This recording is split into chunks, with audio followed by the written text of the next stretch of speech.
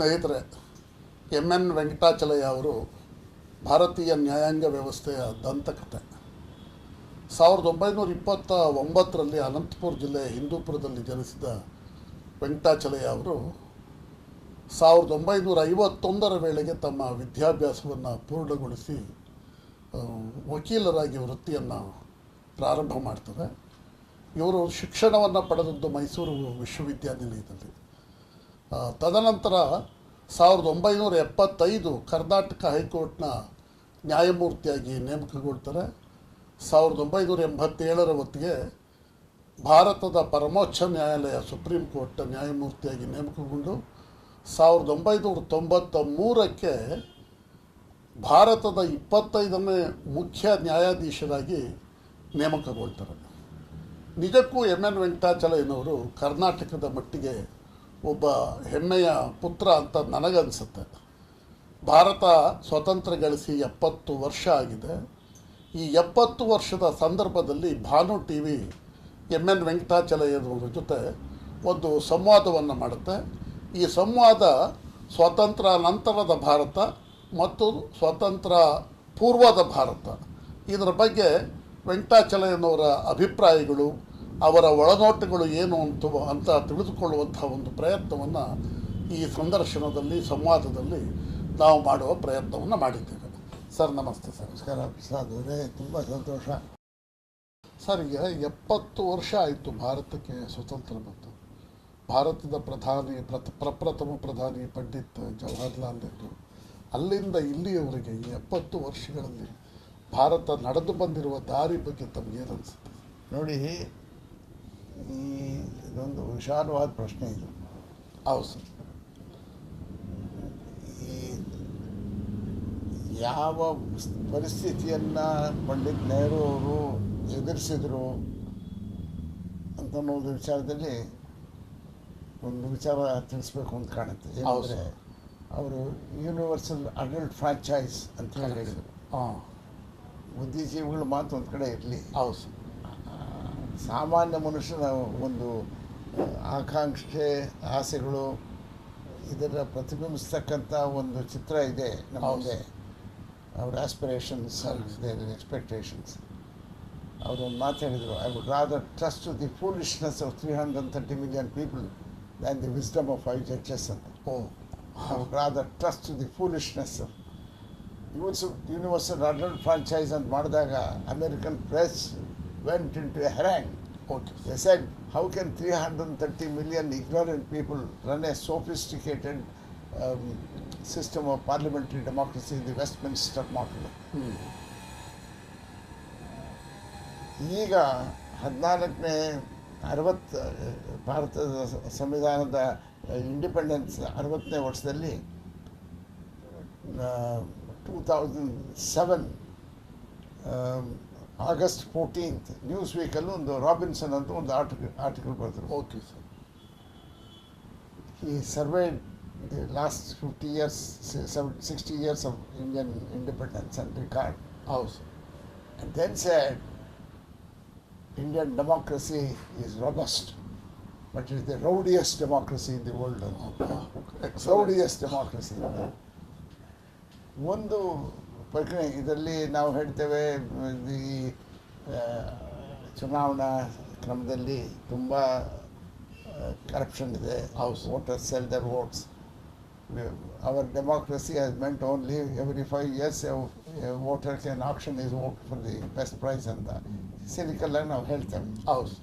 ಆದರೆ ಒಂದು ಗುಣ ನೋಡಿ, ಯಾವ ಆಡಳಿತ ವ್ಯವಸ್ಥೆ ಆಗಲಿ, ಪೊಲಿಟಿಕಲ್ ಒಂದು ಪಾರ್ಟಿ ಆಗಲಿ, ಒಂದು ಲಿಮಿಟ್ ಮೀರಿ ಹೋದರೆ ಜನಗಳಲ್ಲಿ ಅದೇನೋ ಒಂದು ರೇರ್ ಅಂತಸ್ತತ್ವ ಇದೆ ನಮ್ಮ ಜನದಲ್ಲಿ. Definitely sir. ಅದೇನೋ ಹಡಿಗಾಡಿನ ಜನದಲ್ಲಿ. Yes sir, yes sir. ಅದರಲ್ಲಿ ಏನೋ ಮನಸ್ಸಿಗೆ ಬಂದ್ಬಿಡುತ್ತೆ, ಇದೇನೋ ಸರಿ ಇಲ್ಲ ಅಂತ. ಹೌದು ಸರ್. ಆವಾಗ ಅವ್ರಿಗೆ ಏನು ಪನಿಷ್ಮೆಂಟ್ ಕೊಡ್ತಾರೆ ಅಂತ ನೀವೇ ನೋಡ್ಬೋದು. ಡೆಫಿನೆಟ್ಲಿ ನೋಡಿ ಸರ್. ಅಂದರೆ ಅದರ ಅರ್ಥ ಸರ್, ಈ ನಮ್ಮ ಪೊಲಿಟಿಷಿಯನ್ಸ್ ಒಂದು ಮಾತು ಹೇಳ್ತಾರೆ ಸರ್, ಜನ ಮತಕ್ಕೆ ಓಟ್ ಕೇಳ್ತಾರೆ ಅಂದ್ಬಿಟ್ಟು ಸರ್. ಆದರೆ ಇವರು ಜನರನ್ನು ಪ್ರವೋಕ್ ಮಾಡಿ ಅವರನ್ನು ಕರಪ್ಟ್ ಮಾಡಿರೋದೇ ಲೀಡರ್ಸು ಸರ್, ನಾಟ್ ಪೀಪಲ್ಸ್. ತಾವೊಂದು ಮಾತು ಹೇಳಿದ್ರಿ ಸರ್, ನಾನು ಅನೇಕ ನನ್ನ ಟೆಲಿವಿಷನ್ ಡಿಸ್ಕಷನಲ್ಲಿ ಹೇಳ್ತೀನಿ sir, there are 4 types of voters in India sir. Number 1 ಜಾತಿ ನೋಡ್ಕೊಂಡು ಓಟ್ ಹಾಕೋರು ಸರ್. ನಂಬರ್ 2 ಪಾರ್ಟಿ ನೋಡ್ಕೊಂಡು ಓಟ್ ಹಾಕೋರು ಸರ್. ನಂಬರ್ 3 ದುಡ್ಡು ತಗೊಂಡು ಓಟ್ ಹಾಕೋರು ಸರ್. ಬಟ್ ಇವೆಲ್ಲವನ್ನ ಮೀರೊಂದು 25% ವೋಟರ್ಸ್ ಇದ್ದಾರೆ sir. They change the system. But that's the balancing thing. ಹೌದು ಸರ್, ದಟ್ಸ್ ದಿ ಬ್ಯಾಲೆನ್ಸಿಂಗ್. ಹೌದು sir. There is a somewhere, somehow, somewhere, there is a hidden conscience Correct. of humankind in India. ಅಲ್ವಾ sir? ಅದಿದೆ, ಒಂದು ಏನೋ ಒಂದು ಶಕ್ತಿ ಇದೆ sir. ತಾವು first high court judge ಆದಾಗ it was 1975 sir. 1975 high court judge ಆದಾಗ ಜೂನ್ 26ನೇ ತಾರೀಕು ಇಂದಿರಾ ಗಾಂಧಿಯವರು ತುರ್ತು ಪರಿಸ್ಥಿತಿ ಘೋಷಣೆ ಮಾಡ್ತಾರೆ sir. The people of India voted out Indira Gandhi in 1977. But Har back again. ಹೌದು ಸರ್. ಯಾಕೆ ಅಂತಂದರೆ ಎಗೈನ್ ಪೀಪಲ್ ಈ ಜನತಾ ಪಾರ್ಟಿಯ ಮಿಸ್ರೂಲಿಂದ ಅಲ್ಲ, ಅವರ ಪವರ್ ಫೈಟ್ ಇದೆಯಲ್ಲ. ಹೌದು ಸರ್, ಹೌದು ಸರ್. ಆ ಫೈಟ್ ನೋಡಿ ಅಸಹ್ಯ ಪಟ್ಬಿಟ್ರು. ಅಂದರೆ ಜಸ್ಟ್ 3 ಇಯರ್ಸಲ್ಲಿ ಅಷ್ಟು ಮೆಚೂರ್ಡ್ ಅಲ್ವಾ ಸರ್? ಸ್ವಲ್ಪ ಎಕ್ಸ್ಪ್ಲೈನ್ ಮಾಡಿ ಸರ್ ಅದು. ಅದರಲ್ಲಿ ನನಗೆ ನೋಡಿ, ಮೇಲ್ನೋಟಕ್ಕೆ ಏನೋ ಇವೆಲ್ಲ ಹಣ ತೊಗೊಂಡು ಜಾತಿ ಮೇಲೆ ಓಟ್ ಹಾಕ್ತಾರೆ ಅಂತ, ಜಾತಿ ಮೇಲೆ ಓಟ್ ಹಾಕ್ತಾರೆ, ಹಣ ತೊಗೊಂಡು ಓಟ್ ಹಾಕ್ತಾರೆ. ಆದರೆ ನೀವು ಹೇಳಿದಾಗೆ ದೇರ್ ಇಸ್ ಒನ್ ಸೆಕ್ಷನ್. ಹೌದು sir. We can neutralise this kind of negative force. ಹೌದು sir. Neutralise this correct negative force. ನಮ್ಮಲ್ಲಿ ಹೇಳ್ತಾರೆ, ಎಲ್ಲರೂ ಸುಳ್ಳು ಹೇಳುವಾಗ ಸತ್ಯ ಈಚೆಗೆ ಬಂದ್ಬಿಡುತ್ತೆ. ಈಚೆ ಹೌದು ಒಂದು ಸತ್ಯ ಹೇಳೋರು ಮಾತ್ರ ನಿಜವಾದ ದಾರಿಯನ್ನ ಮಾರ್ಗವನ್ನ ದೇ ಪ್ರಿವೇಲ್ ಆಲ್ಸೋ. ಹೌದು ಸರ್. ಅಲ್ಟಿಮೇಟ್ಲಿ ಒಂದು 5% ಈ ಕಡೆ, 37% ಒಂದು ಪಾರ್ಟಿಗೆ ಬರುತ್ತೆ, 36% ಇನ್ನೊಂದು ಪಾರ್ಟಿಗೆ vote share. Vote share has never gone between 33 to 41. Right sir. ಹೌದು ಸರ್. ಅಷ್ಟೇ.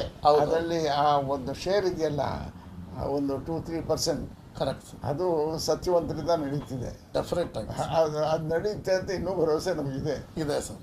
ಆದರೆ ಒಂದು in another 5 years the entire world will change on account of technology. ಹೌದು ಸರ್. ಈಗ ನೋಡಿ, petroleum will become irrelevant. That's a great economic factor. And then communication systems, ಇದು ಎಲ್ಲಾದರೂ ಕಂಡಿದ್ವಿ ನಾವು. ಈ ಥರ ಮುಂಚೆ ಅಮೆರಿಕಲ್ಲಿ ಯಾರೋ ನಂಟರ ಹತ್ರ ಮಾತಾಡಬೇಕಾದ್ರೆ ಟೆಲಿಫೋನ್ ಆಫೀಸ್ಗೆ ಹೋಗಿ ಕೂತಿರ್ಬೇಕು. ಹೌದು. ರಾತ್ರಿ ಎಲ್ಲ ತುಪ್ಪಡಿಸ್ಕೊಂಡು ಬೆಂಚ್ ಮೇಲೆ ಟ್ರೆಂಡ್ ಅಂತ ಓಡೋಗ್ಬೇಕು. ಅದು ಯಾರ್ದೋ ಕಾಲದು. Correct sir. ಈ ಥರ ಆಯ್ತು. ಈಗ ಸಿ ದಿ ಕಮ್ಯುನಿಕೇಷನ್. ಆ್ಯಂಡ್ ನಾವು ಈಗ 3 dimension holographic images ಬರ್ತದೆ. ಹೌದು ಹೌದು. And you can see the person in 3 dimension. Correct sir. One professor can teach 100 places at the same time. ಹೌದು ಹೌದು.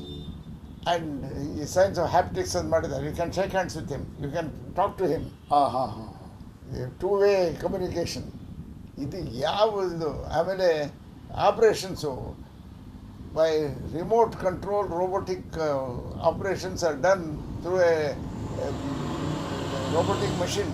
An operation will be done in India by a surgeon sitting in a console in America. ಹೌದು sir. ಈ ವಿಜ್ಞಾನದ ಒಂದು ವಿನ್ಯಾಸ ಇದೆಯಲ್ಲ, correct sir. ಇದು ಬಹಳ ಕಷ್ಟದ ಒಂದು ಸ್ಟೇಜ್ ಇದು. ನಿಜ ಸರ್. ಈ ತಂತ್ರಜ್ಞಾನದ ಇಷ್ಟೊಂದು ಆವಿಷ್ಕಾರ ಆಗಿದೆಯಲ್ಲ ಸರ್, ಈ ಆವಿಷ್ಕಾರದ ಹಿನ್ನೆಲೆ ಒಳಗೆ ಈ ಕಾಮನ್ ಸಿವಿಲ್ ಕೋಡು, ಸೆಕ್ಯುಲರಿಸಮು, ಕಮ್ಯುನಲಿಸಮು, ಇಂಥ ಫೈಟ್ ಅಂತ ಇದೆಯಲ್ಲ ಸರ್, ಇದೆಲ್ಲ ಡಿಸಾಲ್ವ್ ಆಗೋಗ್ತೀವಿ. ಹೇಗೆ ಸರ್? ಸ್ವಲ್ಪ ಅದು ನಮ್ಮ ನೋಡುಗರಿಗೆ ಸ್ವಲ್ಪ ಎಕ್ಸ್ಪ್ಲೈನ್ ಮಾಡಿ ಸರ್. ಅದರಲ್ಲಿ ಏನಾಗುತ್ತೆ ಅಂದರೆ, ಈಗ ಬೇರೆ ಫೋರ್ಸಸ್ ನೋಡಿ, ಒಂದ್ಸತಿ ಮದ್ರಾಸಲ್ಲಿ ಈ ಕ್ಯಾಸ್ಟ್ ಇದು ಭಾಳ ಜಾಸ್ತಿ ಆಗೋಯ್ತು. ಹೌದು ಸರ್.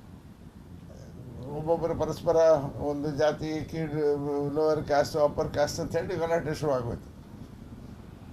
ಆಗ ರಾಜಕೀಯದ ನಾಯಕರು ಏನು ಮಾಡಿದರು, ಇದನ್ನು ತಪ್ಪಿಸ್ಬೇಕಾದ್ರೆ ಎಲ್ರಿಗೂ ಬೇಕಾದ ಒಂದು ಕಾಮನ್ ಎನಿಮಿನ ಸೃಷ್ಟಿ ಮಾಡಬೇಕು ಅಂತ ಹೇಳಿ ಹೌದು ನಾವು ಕಿತ್ತಾಡ್ಕೊಂಡ್ರೆ ನಮ್ಮಿಬ್ಬರಿಗೂ ಒಬ್ಬ ಶಕ್ತಿ ತೋರಿಸಿದ್ರೆ ಇಬ್ಬರು ಒಂದಾಗ್ತೀವಿ. ಹೌದು. ಆಂಟಿ ಹಿಂದಿ ಅಂತ ಶುರು ಮಾಡಿಬಿಟ್ರು. ಅದು ಶತ್ರುವಿನ ಶತ್ರು ಮಿತ್ರ ಅಂತ ಹಾಗೆ ಅದು ಆಂಟಿ ಹಿಂದಿ ಅಂತ ಶುರು ಮಾಡಿದರು. ಹೌದು sir. It was to dissolve the local differences. Correct. Not so much against Hindi. Yeah. That came in handy. ನಿಜ ಸರ್. ಸಿ ರಾಜಗೋಪಾಲಾಚಾರ್ಯ ಅವರೇ ಮಿನಿಸ್ಟರ್ ಆದಾಗ ಹಿಂದಿ ಬೇಕು ಅಂತ ಹೇಳಿದ್ರು ಸರ್. ಅಣ್ಣಾದೊರೆ ಇವರೆಲ್ಲರೂ ಆಂಟಿ ಹಿಂದಿ ಮೂವ್ಮೆಂಟ್ ಅನ್ನು ಸ್ಟಾರ್ಟ್ ಮಾಡಿ ಅಲ್ವಾ ಸರ್. ಸಿ ರಾಜಗೋಪಾಲಾಚಾರ್ಯ ಅವರು ಹಿಂದಿ ಪರವಾದಂತಹ ಕಟಿಬದ್ಧವಾದ ನಿಲುವು ತಗೊಂಡಿದ್ರು. ಆದರೆ he fought against Hindi to dissolve the local problems. Correct sir. Ultimately ಆ ಹಿಂದಿ ಮೂವ್ಮೆಂಟ್ ಕಾರಣದಿಂದಲೇ ನಾವು 1967ರಲ್ಲಿ DMK ಪವರ್ ಬಂತು ಸರ್. ಆದರೆ ಈಗಿನ ರಾಜಕೀಯ ನಾಯಕರ ಜವಾಬ್ದಾರಿ ಬೇರೆ ಥರದ್ದು, ಹೈಯರ್ ಲೆವೆಲ್. ಹೌದು sir. And problems are internationalized. Correct. They are global in dimension and requires extraordinary ability to manage forces of change. Correct. And the forces of change are so powerful. ನೋಡಿ, disruptive technology, ಹೊಸ technology ಬರ್ತದೆ. ಹೌದು. ಈ ಹಳೆ technology ಹೊರಟೋಗುತ್ತೆ. Correct. ಇದು American industrial ಸಿವಿಲೈಸೇಷನ್ಲಿ 2 rules ಇಟ್ಕೊಂಡಿದ್ದಾರೆ. Yes sir. ಒಂದು dynamic disequilibrium ಅಂತ. Economy must be in the state of dynamic disequilibrium. Second is creative destruction. ಹೌದು. You create something and that has a destructive force and other thing. ಈ innovations ಮಾಡ್ತಾರೆ ನೋಡಿ. ಈಗ medical ಸೈನ್ಸಲ್ಲಿ ಬರ್ತಕ್ಕಂಥ innovations ನೋಡಿದರೆ ಯಾವ ಪ್ರಪಂಚಕ್ಕಿದೆಯೋ. ಈಗ ಜೆನೆಟಿಕ್ ಪ್ರೊಸೆಸಿಂಗ್ ಮಾಡಿ ನಿಮಗೆ ಒಬ್ಬ ಮನುಷ್ಯನಿಗೆ ಏನು ಕಾಯಿಲೆ ಇದೆ, ಏನು ಕಾಯಿಲೆ ಮುಂದೆ ಬರುತ್ತೆ, ಅವನ ಆಯುರ್ಮಾನ ಎಷ್ಟು ತೀರ್ಮಾನ ಮಾಡುತ್ತೆ. ಅಷ್ಟೊಂದು ನಮ್ಮ ತಂತ್ರಜ್ಞಾನ ಮುಂದುವರೆದಿದೆ. ಅದರಲ್ಲಿ 2 ದೇಶಗಳೇ ಬಹಳ ಪ್ರಮುಖವಾಗಿರ್ತಕ್ಕಂಥದ್ದು, ಒಂದು ಫ್ರಾನ್ಸು, ಒಂದು ಫಿನ್ಲೆಂಡ್. ಅಲ್ಲಿ ನೋಡಿ, ಫಿನ್ಲೆಂಡಲ್ಲಿ ಈ authentic scientific researchers are 7,715 per million population. In India it is 175. ಎಷ್ಟು ಮಟ್ಟಿಗೆ ಅಥೆಂಟಿಕ್ ಅನ್ನೋ ವಿಚಾರ ಅದ್ರ ಮೇಲೆ ಜಿಜ್ಞಾಸೆ ಇದೆ. ನಾನು ಅದ್ರ ಮೇಲೆ ಏನು ಟೀಕೆ ಮಾಡೋಕ್ಕೆ ಹೋಗಲ್ಲ, ಯಾಕೆಂದರೆ ಅದು ಎಲ್ರಿಗೂ ಗೊತ್ತಿರೋ ವಿಚಾರ. ಅದು ತುಂಬ ಬೆಳವಣಿಗೆ ಆಗೋಗುತ್ತೆ ನೋಡಿ. ಒಬ್ಬ film actress in America, they said in the course of a few years you will develop, there 87% chance of you are developing a breast cancer ಅಂದರು. ಆಕೆ ತಕ್ಷಣ she got her breast removed by operation to prevent the future cancer. ಇದು ಈ ಥರದ now a diagnosis is predictive, not prescriptive. Predictive. ಮುಂದೆ ಏನು ಬರೋದೆಲ್ಲ ಹೇಳುತ್ತೆ. ಈಗ ಅದು medical science will change so much. The problem is, how do we afford the cost of the change? How do you have the technological ability to absorb this technology? ಅದನ್ನು ಒಬ್ಬರು scientist ಹೇಳ್ತಾರೆ, only 15% of the world is technologically innovative. Only 15%. 50% of the world is able to buy and absorb the technology. 35% of the world is technologically disconnected. ಅವರು new map of the world ಅಂತ Jeffrey ಸ್ಯಾಕ್ಸ್ ಅವರು ಒಂದು article ಬರೆದಿದ್ದಾರೆ. ಅದರಲ್ಲಿ India ಮ್ಯಾಪಲ್ಲಿ above Gujarat, bottom of Orissa ಒಂದು line ಹಾಕಿದ್ದಾರೆ, west east line. The line is above Gujarat, bottom of Orissa. He says the whole north India above this line is technologically disconnected ಅಂತ ಹೇಳ್ತಾರೆ. ಅಂದರೆ ಸೌತ್ ಇಂಡಿಯಾ ಅಷ್ಟು ಮಟ್ಟಿಗೆ ಬೆಳೆಯುತ್ತೆ. ಈಗ ಸೌತ್ ಇಂಡಿಯಾ ನಾವೊಂದು ಸಂಸ್ಥೆಯಲ್ಲಿ ನಾನು ಅಧ್ಯಕ್ಷನಾಗಿದ್ದೇನೆ.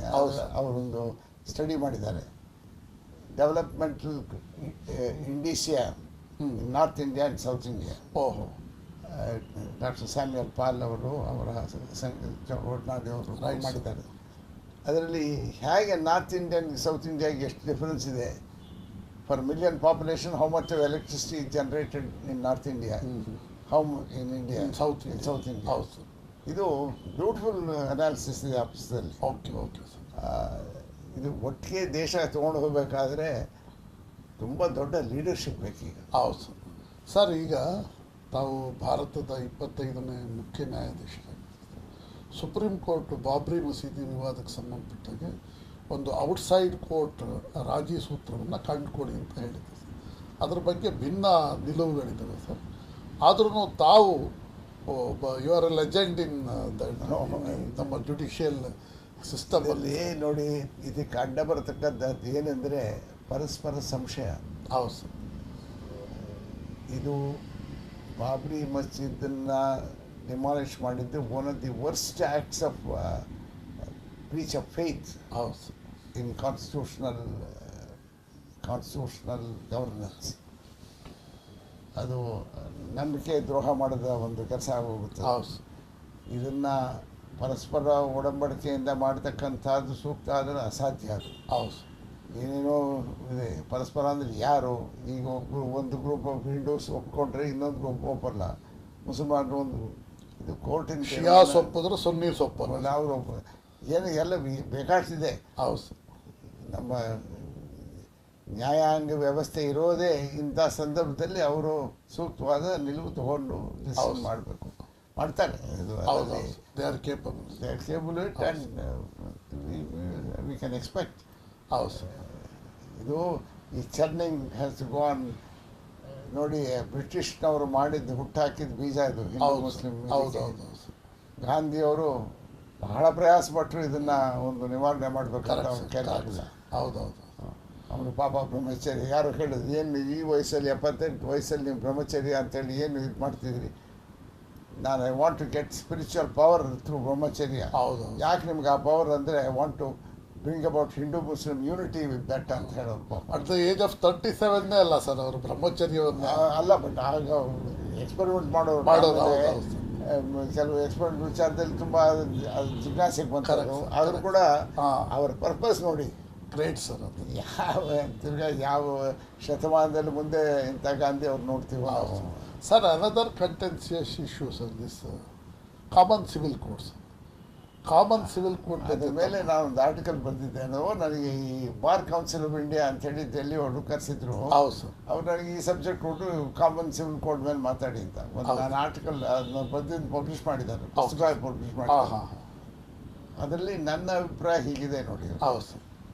ಹಿಂದೂಗಳಲ್ಲೇ ಹಿಂದೂ ಲಾ ಇದರಲ್ಲಿ ವೇರಿಯಸ್ ಸ್ಕೂಲ್ಸ್ ಇದೆ. Correct sir. ಸೌತ್ ಇಂಡಿಯಾಲಿ ಪಾರ್ಟಿಷನ್ಲಿ ಹೆಂಡತಿಗೆ ಶೇರ್ ಕೊಡೋಲ್ಲ. ಹೌದು ಸರ್. ತಂದೆ ಮಕ್ಕಳು ಪಾರ್ಟಿಷನ್. ನಾರ್ತ್ ಇಂಡಿಯಾದಲ್ಲಿ ಕೊಡ್ತಾರೆ. ಮಿಥಿಲಾ ಸ್ಕೂಲ್ ಅಂತೆ, ರತ್ನಗಿರಿ ಸ್ಕೂಲ್ ಅಂತಿದೆ, ಬನಾರಸ್ ಸ್ಕೂಲ್ ಅಂತಿದೆ, ಮದ್ರಾಸ್ ಸ್ಕೂಲ್ ಅಂತಿದೆ. ಹಿಂದೂರಲ್ಲೇ ವೇರಿಯಸ್ ಸ್ಕೂಲ್ಸ್. ಅದನ್ನೆಲ್ಲ ಒಗ್ಗಟ್ಟು ಮಾಡೋಕ್ಕೆ ಹಿಂದೂ ಕೋಡ್ ಆ್ಯಕ್ಟ್ಸ್ ಮಾಡಿದ್ದಾರೆ. ಹೌದು ಸರ್. ರೂಲ್ಸ್ ಆಫ್ ಸಕ್ಸೆಷನ್ ಕೂಡ ಯಾರಿಗೆ ಎಷ್ಟು ಶೇರ್ ಕೊಡಬೇಕು ಅಂತ ಅದನ್ನು ನಾನು ಅದಕ್ಕೆ ಸಲಹೆ ಕೊಟ್ಟಿದ್ದೇನೆಂದರೆ, ಈ ಮುಸ್ಲಿಂ ಪರ್ಸ್ನಲ್ನ ಕೋಡಿಫೈ ಮಾಡಿ, ಕಾನೂನು ಮಾಡಿ. ಹೌದು ಸರ್. ಅವರು ಮುಸಲ್ಮಾನರಲ್ಲಿ ಒಂದು ಅವ್ರಿಗೊಂದು ಅಭಿಪ್ರಾಯ ಇದೆ, Hindu majority parliament can't decide make law for Muslim. ಹೌದು. ಅದು ಈಗ ಅವರು ಎಲ್ಲ ಒಪ್ಕೊಳ್ತಾರೆ, ಅಷ್ಟೊಂದು ಕಠಿಣವಾಗಿಲ್ಲ. ಹೌದು sir. First make law for them, succession, marriage law ಮಾಡಿ. ಅದನ್ನು ಇಂಟರ್ಪ್ರಿಟೇಷನ್ ಮಾಡುವ ಕೋರ್ಟ್ನವರು ಕಾಮನ್ ವ್ಯಾಲ್ಯೂಸ್ ಆಫ್ ಹ್ಯೂಮನಿಸಮ್ ಇದೆಯಲ್ಲ ಅದನ್ನು ಅಪ್ಲೈ ಮಾಡಿ ಡೆವಲಪ್ ಮಾಡ್ತಾರೆ. ಕರೆಕ್ಟ್. ಅದು ಎರಡು ಕಾನೂನು ವ್ಯವಸ್ಥೆನೂ ಒಂದು ಸ್ಟೇಜಿಗೆ ಬಂದಾಗ ಅದು ಮರ್ಜ್ ಮಾಡೋದು ಸುಲಭ ಆಗುತ್ತೆ. ಎಕ್ಸಲೆಂಟ್. ಅದು ಮಾಡಿದೆ ನೀವು ಇಂಪೋಸ್ ಅವ್ರದ್ದು ಈಗ ಸಕ್ಸೆಷನ್ಲಿ ಅವ್ರ ಕಾನೂನು ಎಷ್ಟೋ ಪ್ರೋಗ್ರೆಸಿವ್ ಆಗಿ ಕಾಣುತ್ತೆ. ಹೌದು ಸರ್. ಅವ್ರ ಹೆಣ್ಮಗಳಿಗೆ ಶೇರ್ ಕೊಡೋರು, ನಮ್ಮಲ್ಲಿ ಇರಲ್ಲ, ನಾವು ಕಾನೂನು ಪ್ರಕಾರ ತಂದು. ಹೌದು. ಸೊ ಲೆಟ್ ದಿ ಅದನ್ನು ಆ ಆರ್ಟಿಕಲ್ ಬರೆದಿದ್ದೇನೆ, ಅದನ್ನು ಪಬ್ಲಿಷ್ ಮಾಡಿದ್ದಾರೆ. ಅದು ನನ್ನ ವೈಯಕ್ತಿಕವಾದ ಅಭಿಪ್ರಾಯ. ಆದರೆ ಈಗೆಲ್ಲ you can't force anything and throat down the throat of anybody. ಮನೇಲಿ ಮಗು ಕೂಡ ಫೋರ್ಸ್ ಮಾಡಿ ಹೋಗೋದೇ ಬೇಡ ಅಂತ. ಅದರಿಂದ this must be won over by reason and your good intentions. ಅದನ್ನು ಅವ್ರಲ್ಲೇನೋ ಅಪನಂಬಿಕೆ ಇದೆ, ಹಿಂದೂ ಸಮಾಜ ನಮ್ಮ ಮೇಲೇನೋ ಹೇರ್ತಾ ಇದ್ದಾರೆ ಅಂತ. ಆ ಅಪನಂಬಿಕೆ ಹೋಗೋ ಆದಮೇಲೆ ತಾನೇ ಕರೆಕ್ಟ್. ಹೌದೌದು ಸರ್. ಅದು ಒಂದು ಸರ್. ಇನ್ನೊಂದು ಸರ್, ಈಗ ಈ ಮರಾಠರು, ಜಾಟ್ರು ಮತ್ತು ಬೇರೆ ಬೇರೆಯವರೆಲ್ಲರೂ ರಿಸರ್ವೇಷನ್ ಕೊಡಬೇಕು ಅನ್ನುವ ಒಂದು ದೊಡ್ಡ ಬೇಡಿಕೆಯನ್ನಿಟ್ಟು ಚಳವಳಿ ಮಾಡಿದ್ದಾರೆ. ಇದು ಈ ವಿಶ್ವೇಶ್ವರಯ್ಯನವರು ಪ್ರತಿಭೆಗೆ ಮನ್ನಣೆಯನ್ನು ಕೊಟ್ಟು ಅದರ ಮೇಲೆ ಯಾವುದೇ ನೇಮಕ ಆಗಬೇಕು ಅಂತ ಹೇಳ್ತಾ ಇದ್ರು ಸರ್. ಸಾಮಾಜಿಕ ಹಿಂದುಳಿದಿರುವಿಕೆಯನ್ನು ಕೆಲವರು ಕನ್ಸಿಡರ್ ಮಾಡಿದ್ರು ಸರ್. ಈಗ ಎಲ್ಲ ಸಮುದಾಯಗಳು ಮೀಸಲಾತಿ ಬೇಕು ಅಂತಂದರೆ ಅದರ ಪರಿಣಾಮಗಳೇನಾಗ್ಬೋದು ಸರ್? ದಿಸ್ ಈಸ್ ನೋಡಿ, ಸರ್ಕಾರದ ವ್ಯವಸ್ಥೆಯಲ್ಲಿ ಅಪಾಯಿಂಟ್ಮೆಂಟ್ಸ್ ಇರೋದು 2%. ಹೌದು ಸರ್. ನಮ್ಮ ಹೋಲ್ ಪಾಪ್ಯುಲೇಷನ್ಲಿ 2% ಸರ್ಕಾರಿ ಕೆಲಸ. ಹೌದು. ಅದರಲ್ಲಿ 50% 1% ಜನರಲ್ ಮೆರಿಟ್ ರಿಸರ್ವೇಷನ್ ಆಗೋದು ಕಾನೂನು ಪ್ರಕಾರ. ಹೌದು. ಇರೋದು 1%. ಹೌದು. ಅದರಲ್ಲಿ ಶೆಡ್ಯೂಲ್ಡ್ ಕಾಸ್ಟ್, ಶೆಡ್ಯೂಲ್ಡ್ ಟ್ರೈಬ್ ಅದರ ರಿಸರ್ವೇಷನ್ ತೆಗೆದುಬಿಡಿ. ಹೌದು. ಇದು ಇದರಲ್ಲಿ ಇಷ್ಟು ಸಕ್ಕರೆ ಇದೆ, 8,000 ಜನ ಕಲಿಸ್ತೀರಿ. ಹೌದು. Correct sir. This is a problem of distorted moves of development. Correct sir. ಸರ್ಕಾರದಲ್ಲಿ ಕೆಲಸ ಕೊಡ್ತಕ್ಕಂಥದ್ದು limited resource. This is a expression of lack of faith in our process of development and employment opportunities. ಸರ್ಕಾರ ಕೆಲಸ ಕೊಡಬೇಕಂತಲ್ಲ, ಹೌದು sir. They must create opportunities for employment.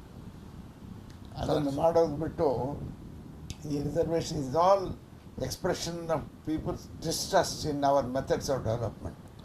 Ultimately ತಾವು ಹೇಳಿದಾಗೆ ಈ ಟೆಕ್ನಾಲಜಿಕಲ್ ಆವಿಷ್ಕಾರಗಳಿಂದ ಆಟೋಮೆಟಿಕಲಿ ಈ ರಿಸರ್ವೇಷನ್ ಅವು ಎಲ್ಲ ಹೊರಟೋಗ್ತಾವಲ್ಲ ಸರ್. ಅದು ರಿಸರ್ವೇಷನ್ ಯಾವಾಗ ಹೋಗುತ್ತೆ ಅಂದರೆ ಒಂದು ಲೆವೆಲ್ಗೆ ಅವರು ಬರಬೇಕಲ್ಲ. ಹೌದು ಹೌದು. ಇದು ಹಿಂದೂ ಸಮಾಜ ಹೇಗಿತ್ತಂದರೆ 300 BC ಇಂದ ಹಿಡಿದು 1600 AD, ಕರೆಕ್ಟ್ ಸರ್. 1900 ವರ್ಷಗಳು yeah whole of India, united India, ಅವ್ರ ಪಾಪ್ಯುಲೇಷನ್ ಇದ್ದಿದ್ದು 110 million. ಹೌದು ಸರ್. ಪಾಪ್ಯುಲೇಷನ್ ಜಾಸ್ತಿ ಆದ ತಕ್ಷಣ ಏನೋ ಪಿಡುಗೋ ಒಂದೇನೋ ಬಂದು ಸತ್ತೋಗೋರು. ಪ್ಲೇಗೋ, ಸ್ಮಾಲ್ ಪಾಕ್ಸ್ ಮುಂದೆಲ್ಲ ಮುಂದೆ eradicate. Statisticians say, demographers say that India's population is between 110 to 120 million, 10 ಕೋಟಿ 11 ಕೋಟಿ ಅಷ್ಟೇ. Correct sir. 1900 ವರ್ಷ ಆಗಿತ್ತು ಯುನೈಟೆಡ್ ಇಂಡಿಯಾಲಿ. ಪಾಕಿಸ್ತಾನ, ಇದು ಬಾಂಗ್ಲಾದೇಶ ಸೇರಿ ಇಷ್ಟು. ಅಲ್ಲಿ ದೊಡ್ಡ ನದಿಗಳಿತ್ತು, ಕಾಡುಗಳಿತ್ತು, ಕಾಡಿತ್ತು, ಜೀವನಕ್ಕೇನು ಕಷ್ಟವಿರಲಿಲ್ಲ. 1900 ವರ್ಷಗಳು ಒಂದೇ ಒಂದು ಸ್ಥಿತಿಯಲ್ಲಿತ್ತು ಪಾಪ್ಯುಲೇಷನ್. 1800ನೇ ಇಸ್ವಿಯಲ್ಲಿ ಪ್ರಪಂಚದ ಪಾಪ್ಯುಲೇಷನ್ ಇದ್ದಿದ್ದು 1 billion in 1800. It took 132 years to add the 2nd billion. The 6th billion was added in 11 years. 6 billion was added in 11 years.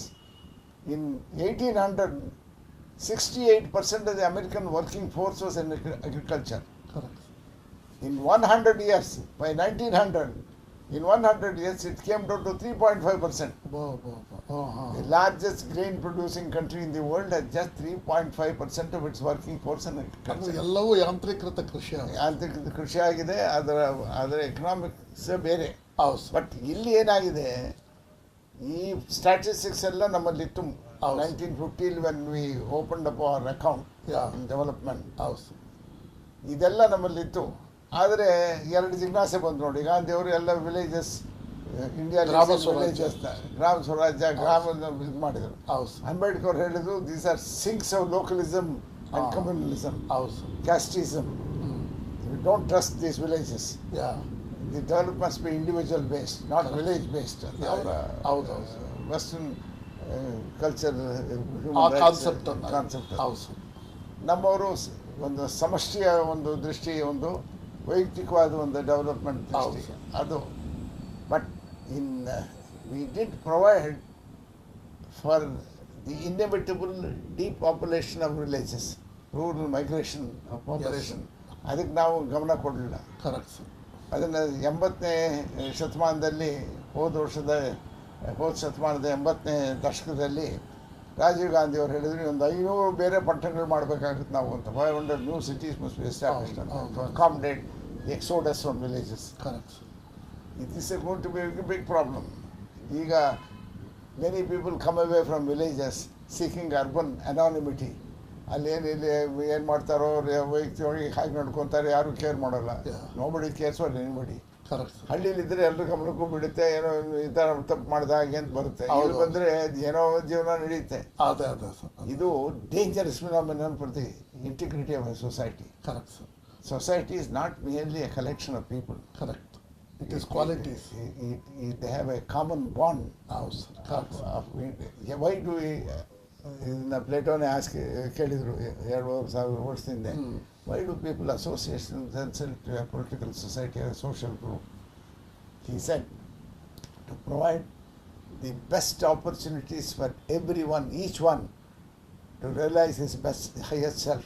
Yes, sir. The purpose of human society, human organization is to give to each one, everyone, the highest opportunity. You can't assure him everybody will not become a prime minister, will not become an important man. To provide opportunities for everyone Correct, sir. to realize his highest self. ಇದು ಕೊಡದೇ ಇದ್ದರೆ why should he obey your laws? ಹೌದು sir. John Locke ಅವರು ಹೇಳಿದರು, ಗಾಂಧಿಯವರು ಹೇಳಿದರು, it's not only your right to disobey, break the law, your duty to do so. Correct sir. ಅದು ಆ ಸ್ಥಿತಿಗೆ ಸಮಾಜ ಬರೋ ಸ್ಥಿತಿ ಕಾಣ್ತಾ ಇದೆ ಈಗಿರೋ ಒಡಕಲ್ಲಿ ನೋಡಿ. ಬರಬಹುದು ಸರ್. ಸರ್, ಇನ್ನೇನು 2019ಗೆ ಪಾರ್ಲಿಮೆಂಟ್ ಎಲೆಕ್ಷನ್ ಬರುತ್ತೆ sir. Again it may be A turning point in Indian political history. I think so. ಚುನಾವಣಾ ಸುಧಾರಣೆಗಳ ಬಗ್ಗೆ ತಮ್ಮ ಸಲಹೆ? ನಾನು ಒಂದು 2 ಸಲ ನಾನು ಒಂದು ಸಂಸ್ಥೆಗೆ ಅಧ್ಯಕ್ಷನಾಗಿದ್ದೆ, centre for standards in public life ಅಂತ. Right sir. ಅದರಲ್ಲಿ 2 ಚುನಾವಣಾ ಅದರ ಸುಧಾರಣೆಗೆ ಏನು ಮಾಡಬೇಕು ಅಂತ ಒಂದು ಪೇಪರ್ ಪಬ್ಲಿಷ್ ಮಾಡಿದ್ವಿ. Okay sir. ಅದಕ್ಕಿಂತ ಮುಖ್ಯವಾಗಿ ಇನ್ನೊಂದು, we published a paper on a law regulating, ಈಗೇನಾಗಿದೆ constitution right to form association ಮೇಲೆ ಕಾನೂನು ಪೊಲಿಟಿಕಲ್ ಪಾರ್ಟೀಸ್ ಮಾಡಿದ್ದಾರೆ. A law to regulate the formation, internal democracy, funding, auditing, publication of accounts, ಇದರ ಮೇಲೆ ಒಂದು ಸ್ಟ್ಯಾಚ್ಯೂ ಇದೇ ಮಾಡಿದ್ವು, ಒಂದು ಕಾನೂನು ಡ್ರಾಫ್ಟ್ ಆಕ್ಟೇ ಮಾಡಿ ಪಬ್ಲಿಷ್ ಮಾಡಿದ್ವು. ಅದ್ರ ಮೇಲೆ ಬೇಕಾದ ಕಾಮೆಂಟ್ ಬಂತು. Okay sir. ಡೆಲ್ಲಿ ಒಳಗೊಬ್ಬರು ಒಂದು ಸಂಸ್ಥೆಯವರು ಅದೊಂದು ಆರ್ಟಿಕಲ್ ಬರೆದು ನನ್ನ ಹೆಸರೇ ಹಾಕಿ ಅದರ ಆರ್ಟಿಕಲ್ಸ್ ಎಲ್ಲ ಬರೆದಿದ್ದು. ರೈಟ್. ಅದು is in public domain, in the net, standards in public life ಅಂತ ನೀವು ನೋಡಿದರೆ ಅಲ್ಲಿ ನಾವು ಚುನಾವಣೆಯಲ್ಲಿ ಏನು ಸುಧಾರಣೆ ಆಗಬೇಕು, ಏನು ಮಾಡಬೇಕು. ನಾನು I went even to the extent of saying it must be egalitarian voting. Correct sir. ಈಗ ನಮ್ಮಲ್ಲಿ ಈಗ ಒಂದು ಎಲೆಕ್ಟ್ರೇಟಲ್ಲಿ ಹೌದು ಸರ್, 90% ಹಿಂದೂಗಳಿದ್ದಾರೆ, 10% ಮುಸ್ಲಿಮ್ಸ್ ಇದ್ದಾರೆ. ಇವನು ಗೆಲ್ಲಬೇಕಾದ್ರೆ ಗೆದ್ದು ಬಿಡ್ತಾನೆ, ಯಾವ ಮುಸಲ್ಮಾನರು ಕ್ಯಾಂಡಿಡೇಟ್ ಹಾಕಿ ಗೆದ್ದು ಬಿಡ್ತಾನೆ. ಹೌದು ಸರ್. ಬಟ್ ಆ ಮುಸಲ್ಮಾನರ ಓಟಲ್ಲಿ ಕಡೆ ಪಕ್ಷ 5% ಓಟ್ ಆದರೂ ಇವನಿಗೆ ಬರಬೇಕು. To have social legitimacy. Correct sir. It is called egalitarian voting. Yeah. And this is a complicated approach, but with the present computer systems, you can design. ಮಾಡ್ಬೋದು. ಅವನಿಗೆ ಕಡೆ ಪಕ್ಷ ಒಂದು 5% ಓಟ್, ಎಷ್ಟು ಓಟ್ ಹಾಕ್ತಾರೋ ಅವರು ಅದರಲ್ಲಿ 5% ಆದರೂ ಬರಬೇಕು ಅವನಿಗೆ. ಈ ಭ್ರಷ್ಟಾಚಾರನ ನಿರ್ಮೂಲ ಮಾಡೋದಕ್ಕೆ ಸರ್, ಎಲೆಕ್ಷನ್ ಪ್ರೋಸೆಸ್ನ ಭ್ರಷ್ಟಾಚಾರ ಅದು ನೋಡಿ, ಈಗ ಮಸಲ್ ಪವರ್ ಕಡಿಮೆ ಆಗಿದೆ. ಹೌದು ಸರ್. ಮನಿ ಪವರ್ ಜಾಸ್ತಿ ಆಗಿದೆ. ಈಗ ಇದನ್ನು ನಾವು ಏನು ಮಾಡೋಕ್ಕಾಗುತ್ತೆ ಹೇಳಿ? ಇದು ಒಂದು ಓಟಿಗೆ 1000 ರೂಪಾಯಿ ಕೊಡ್ತೀವಿ ಅಂತಂದರೆ ನಾನು ಕೇಳೇ ಇಲ್ಲಪ್ಪ ಇಂಥ ಸ್ಥಿತಿ ದುಸ್ಥಿತಿ ಬರ್ತಾಯಿದೆ ಅಂತ. ಅದು ಎಲ್ಲಿ ಹಣ ಬರುತ್ತೋ, ಅದು ಯಾರಿಗೆ ಕೊಡ್ತಾರೋ ತಗೊಳ್ತಾರೆ. ಅದು ಹಣ ತಗೊಳ್ಳೋದರ ಹಿಂಭಾಗದಲ್ಲಿರ್ತಕ್ಕಂಥ ಸೈದ್ಧಾಂತಿಕವಾದ ಒಂದು ವೈಪರೀತ್ಯ ಏನು ಅಂದರೆ, they have lost faith in the societies and it's welfare. ಯಾರು ಹಣ ತಗೊಂಡು ವೋಟ್ ಮಾಡ್ತಾರೆ ಅವರಲ್ಲಿ ಹಣ ತಗೊಂಡವ್ರು ತಪ್ಪೋ ಸರಿ ಅನ್ನೋ ವಿಚಾರ ಬೇರೆ. ಅವರ ಮಾನಸಿಕವಾಗಿ ಏನಿದೆ ಅಂದರೆ, let us not bother anything about what happens to society. ನಮಗೆ ಇವತ್ತು ಹಣ ಬಂತು, ವೋಟ್ ಹಾಕಿದೆ, ಆಗೋಯ್ತು, ಮರ್ತುಬಿಡಯ್ಯ. ಸರ್, ನಾನು ಮೊನ್ನೆ ಯೂಟ್ಯೂಬಲ್ಲಿ ತಮ್ಮದೊಂದು ಭಾಷಣ ಕೇಳಿದೆ ಸರ್. ಇಸ್ಕಾನ್ನಲ್ಲಿ ಮಾತಾಡಿದ್ರು ಮಿಸ್ಟಿಫಿಕೇಷನ್ ಬಗ್ಗೆ. ಬದರಿನಾಥ್ಗೆ ಒಬ್ಬ ದಕ್ಷಿಣ ಭಾರತದ ಭಕ್ತ ಬದರಿನಾಥ್ಗೆ ಬರ್ತಾನೆ, ಆತನಿಗೆ ಬಾಗಿಲು ತೆಗೆಯೋದಿಲ್ಲ. ಸ್ಟೋರಿ ಅದ್ರ ಬಗ್ಗೆ ಅದು ಹೇಳ್ತಾ ತಾವು ಆ ಮಿಸ್ಟಿಫಿಕೇಷನ್ ಬಗ್ಗೆ ಒಂದು ಮಾತು ಹೇಳಿದ್ರಿ ಸರ್. ಹೌದು. ಈ ರಿಲಿಜಿಯನ್ನು, ಧರ್ಮ, ಇದ್ರ ಬಗ್ಗೆ. See, today religion is backed down by dogma and rituals. ಹೌದು ಸರ್.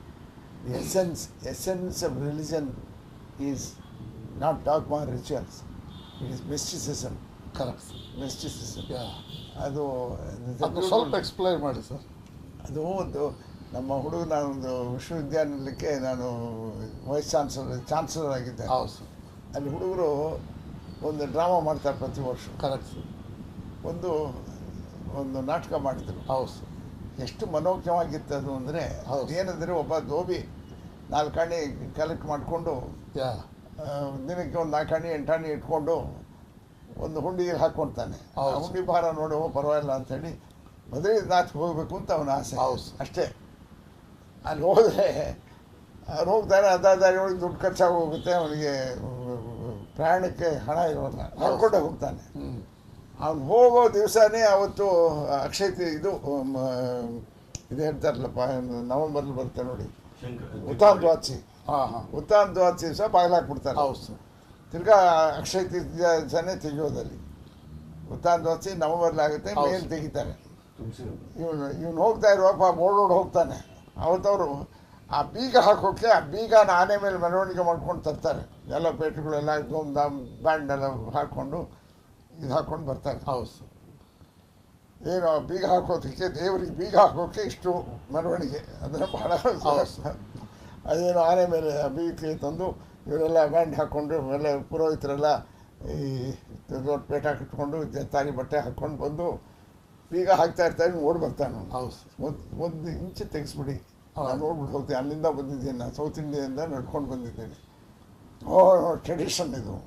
ನಾವು ಬೀಗ ಹಾಕಿದ ಮೇಲೆ ಹಾಕಲೇಬೇಕು. Yes sir. ತಿರ್ಗಾ ಆಗಿಲ್ಲ ಬಾಬು ಅಂತ ಅವ್ನು ಹೇಳ್ತಾನೆ, ನಾನು ದೂರಿಂದ ಬಂದಿದ್ದೀನಿ, ತಿರ್ಗಾ 6 ತಿಂಗಳಾದ್ಮೇಲೆ ನಿನ್ನ ದರ್ಶನ ಈಗಿಲ್ಲ.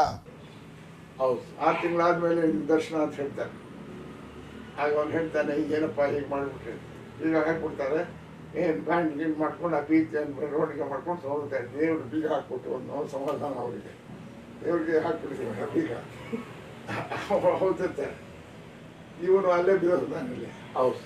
ಆ ಮೆಟ್ಲ ಮೇಲೆ ಬಿದ್ದೋಗಿ ಇನ್ನೇನು 6 ತಿಂಗಳು ಇರ್ಬೇಕಾದ್ರೆ. ಹೌದು. ಯಾವ ಅಲ್ಲಿದ್ದವ್ನು ಮುದ್ಕ ಒಬ್ಬ ಬಂದು ಅವ್ನು ಹೇಳ್ತಾನೆ, ಏನಪ್ಪ ಇಲ್ಲಿ ಬಂದ್ಬಿಟ್ಟಿದ್ದೆ, ನನ್ನ ಹಣೆ ಬರುವ ಇದೇ ಆಗೋಗಿದೆ, ಈ ಚಂಡಿ ಹುಡುಗಿ ಸಾಯೋದು, ನಾನು ಗುಡ್ಸಿಗೆ ಬಾಯನ ಒಂದು ತಿಂಡಿ ಕೊಡ್ತೀನಿ ಅಂತ. ಹೋಗಿ ಬರಲ್ಲ ಅಂತ ಅವನು ಹೋದಪ್ಪ ನಿಂದೆ ಇರೋ ಅಂತೇಳಿ ಅವ್ನು ಶಾಲ್ ಹಾಕ್ಕೊಂಡಿರ್ತಾನೆ. ಇವನು ಬಚ್ಚಿಬಿಡ್ತಾನೆ. ಹೌದು. ಕೊಟ್ಟೋಗ್ತಾನೆ.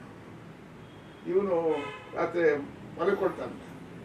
ಬೆಳಿಗ್ಗೆ 4 ಗಂಟೆ ಹೊತ್ತಿಗೆಲ್ಲ ಹಕ್ಕಿಗಳು ಕೂಗ್ತಾ ಇದೆ, ಸೂರ್ಯ ಹುಟ್ಟುಬಿಟ್ಟಿದ್ದಾನೆ, ಬೆಳಕಾಗ್ಬಿಟ್ಟಿದೆ. ಒಂದೇ ರಾತ್ರಿ ಮಲಗಿರೋದು ಅವನು.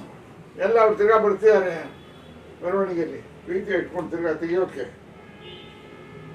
ಅವರು ಏನು ದೊಡ್ಡ ಧಾಮ್ ಧೂಮ್ ಆಗಿ ಬರ್ತಾರೆ. ಅಲ್ಲಿ ಕಲೆಕ್ಟರ್ ಬರ್ತಾನೆ ಅವನು. ಮೆರವಣಿಗೆ, ದೊಡ್ಡ ಮೆರವಣಿಗೆ, ದೊಡ್ಡ ಸಂಭ್ರಮ ಭಾಳ ತೆಗಿಯೋದು. ಮತ್ತು ಇನ್ನೂ ಇಲ್ಲೇ ಬಿದ್ದಿದೆಯಲ್ವ ನೀನು ಅಂತ ಕೇಳ್ತಾರೆ. ಅವ್ರು ಹೇಳ್ತಾನೆ, ಏನಾಗಿದೆ ಅಂತ. ಆಗಲೇ ಅಕ್ಷಯ ತೃತೀಯ ಬಂದ್ಬಿಡ್ತು, ನೀನು ಮಲ್ಕೊಂಡಿದ್ದು ಇಲ್ಲೇ 6 ತಿಂಗಳು ಮಲ್ಕೊಂಡಿದೆಯಾ ಇಲ್ಲಿ ಅಂತ. 6 ತಿಂಗಳಲ್ಲಿ ನಿನ್ನೆ ರಾತ್ರಿ ಮಲ್ಕೊಂಡೆ, ಇವತ್ತು ಬೆಳಿಗ್ಗೆ ಎದ್ದಿದ್ದೀನಿ, ಅಕ್ಷಯ ತೃತೀಯ ಬಂದ್ಬಿಟ್ಟಿದೆ, ಬಾಗಿಲು ತೆಗಿತಾ ಇದ್ದೀವಿ ಅಂತ. ಅಯ್ಯೋರಮ್ಮ ಅಂತ. ಕಡೆಗೆ ಇದು ಯಾರು ನಿಮ್ಮ ಶಾಲೆ ಕೊಟ್ಟಿದ್ದಿದ್ದು ಅಂತ ಹೇಳಿ ಯಾವನ ಮುದ್ಕ ಬಂದು ಹೊತ್ಬಿಟ್ಟು, ಇದೇ ಶಾಲೆ ದೇವ್ರಿಗೆ ಗೊತ್ತಿದ್ದು ನಾವು ಹೊರಗಡೆ ಅಂತೇಳಿ ಅವನ್ನ ದೊಡ್ಡ see the kind of ritualism how defeats the faith of people. ಅದನ್ನು ಬಹಳ ಮನೋಗ್ರಹ ಮಾಡಿ ತುಂಬ ಚೆನ್ನಾಗಿದೆ ಸರ್. ಅದು ತುಂಬ ನಾಟಕ ನೋಡಿ ಅವನಿಗೆ see that is again A philosophical this thing that some of the spiritual practices, particularly breath control and things like that, can abridge the process of evolution. ನಿಮ್ಮ process of evolution ಏನಿದೆ ನಿಮ್ಮ ಮುಕ್ತಿಗೆ, ಅದನ್ನ ಆ ಪೀರಿಯಡ್ನ ಕಂಪ್ರೆಸ್ ಮಾಡುತ್ತೆ. Ritual sacrifices and rituals that you make charity and this thing you can eliminate leap frog ಅಂತಾರಲ್ಲ ಹಾಗೆ. ಆ ಕಥೆ ಯಾವ್ದು ಹೇಳಿದ್ದೆ ನಾನು ಸರ್. ಒಂದು ಕಡೆಯ ಪ್ರಶ್ನೆ ಸರ್, ತಮಗೆ ಸಂಬಂಧಪಟ್ಟಿತ್ತು. ನನಗೆ ತಿಳಿದ ಹಾಗೆ ಸರ್, ಒಂದು ಸಾರಿ ತಮ್ಮ ಹೆಸರನ್ನು, ಯಾಕೆಂದ್ರೆ ಇವತ್ತು ಅಧಿಕಾರ ಅಂತಂದರೆ ಎಲ್ಲ ರೀತಿಯ ಲಾಬಿ ಮಾಡಿಕೊಂಡು ಹಿಂದೆ ಹೋಗ್ತಾರೆ. ಒಂದು ಸಾರಿ ತಮ್ಮ ಹೆಸರು ಉಪರಾಷ್ಟ್ರಪತಿ ಹುದ್ದೆಗೆ, ಮತ್ತೊಂದು ಸಾರಿ ರಾಷ್ಟ್ರಪತಿ ಹುದ್ದೆಗೆ ಪ್ರಸ್ತಾಪ ಆಗಿತ್ತಂತ ಸರ್, ನಿಜಾನ ನಾನು ಹೇಳೋದು. ರಾಷ್ಟ್ರಪತಿ ವಿಚಾರದಲ್ಲಿ ಏನು ಅಂತ ಬಂದಿಲ್ಲ. ಯಾವುದೋ ಕಾಗದ ನ್ಯೂಸ್ ಪೇಪರ್ ಏನೋ ಹಾಕಿದ್ರು, 4 ಹೆಸರಿತ್ತು ನಿಂತಾರೆ, ಅದೇನೂ ಇಲ್ಲ. ಉಪರಾಷ್ಟ್ರಪತಿ ವಿಚಾರ ಏನು ಹೇಳೋದು. ಯಾಕೆಂದರೆ ಅದು ಸುಮಾರು 20 ವರ್ಷದ ಮೇಲೆ ಈ ಮಾತುಗಳೆಲ್ಲ ಆಡೋದು ಸರಿ. ಸರ್ ಏನಂದ್ರೆ ಪರಮ ಸಂತೋಷವೇನೆಂದ್ರೆ ತಮ್ಮಂತಾವ ಸಂಖ್ಯೆ ನಮ್ಮ ಪುಣ್ಯ ಸರ್ ತಮ್ಮಂತಹ ಸಂಖ್ಯೆ ಸರ್ 70ನೇ ಸ್ವತಂತ್ರ ದಿನಾಚರಣೆಯ ಸಂದರ್ಭದಲ್ಲಿ ಭಾನು ಟಿವಿಗೆ ತಾವು ತಮ್ಮ ಪ್ರಬುದ್ಧವಾದ ಮಾತುಗಳಿಂದ ಜನರನ್ನ ಎಚ್ಚರಿಸಿಗೊಳಿಸುವ ಮತ್ತು ಜನರಿಗೆ ಮಾರ್ಗದರ್ಶನ ನೀಡುವಂತಹ ಒಂದು ಅಭಿಪ್ರಾಯಗಳನ್ನು ಜೊತೆಲಿ ಸಂವಾದದಲ್ಲಿ ವಿನಿಮಯ ಮಾಡಿಕೊಂಡ್ರೆ ನಿಮಗೆ ಕೃತಜ್ಞತೆಗಳು. ತುಂಬ ಸಂತೋಷ ಪ್ರಸಾದ್ ಅವರೇ.